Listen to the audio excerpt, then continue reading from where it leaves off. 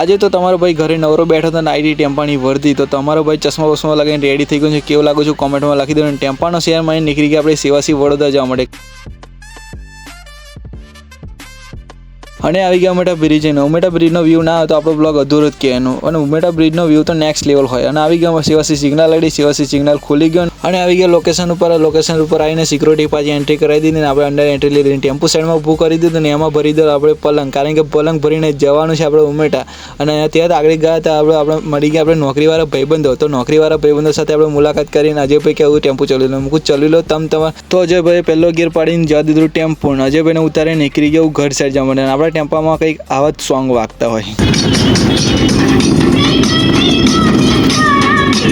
પાછા અમે સોંગ સાંભળતા આવી ગયા ઉમેટા ચોકડી. ઉમેટાથી ચોકડીથી ઘરેથી ફોન આવ્યો કે શાકભાજી લેતા હતો. શાકભાજી હોલો એવું વિચારવું પડી ગયું. ફાઇનલ શાકભાજી લઈને નીકળી ગયો ઘર સાઈડ જવા માટે. રસ્તામાં જ મળી ગયા અમને અમારા જીગરજાન ભાઈબંધ, એટલે કે અમારા અશોકભાઈ મળી ગયા. તો અશોકભાઈને આપણે સાથે મુલાકાત કરીને એ પણ અહીંયા અમની રિક્ષામાં વર્ધીમાં જતા અને ત્યાંથી સેલમાં નીકળી ગયા ઘર સાઈડ જવા માટે. ફાઇનલી ભાઈ લોકો આપણે આવી ગયા લોકેશન ઉપર અને તમારા ભાઈએ પલંગ ઉતારી દીધું, ટેમ્પો ખાલી કરી દીધું છે અને હવે જઈશું આપણા ઘરે. ફાઇનલી ભાઈ લોકો હું આવી ગયો છું ઘરે અને આટલો બ્લોગ આપણે એ જ પૂરો કરીએ. કાલે મળીએ નેક્સ્ટ વ્લોગમાં.